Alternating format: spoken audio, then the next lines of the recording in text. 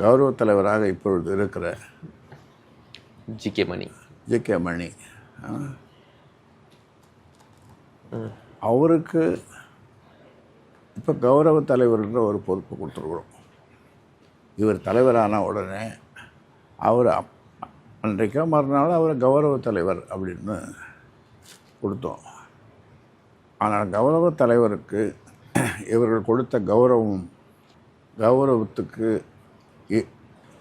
எதிர் இது என்ன சொல்லுங்க பார்ப்பேன். ஏதோ ஒன்று அவர் நொந்து நூலாகி போயிருப்பான்னு பேசுவாங்களா இப்போ அந்த மாதிரி.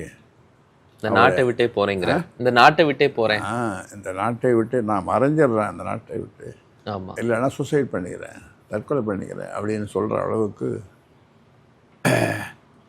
இவங்க கணவன் மனைவி 2 பேரும் கொடுத்த தொல்லை கொஞ்சம் நஞ்சம் இல்லை.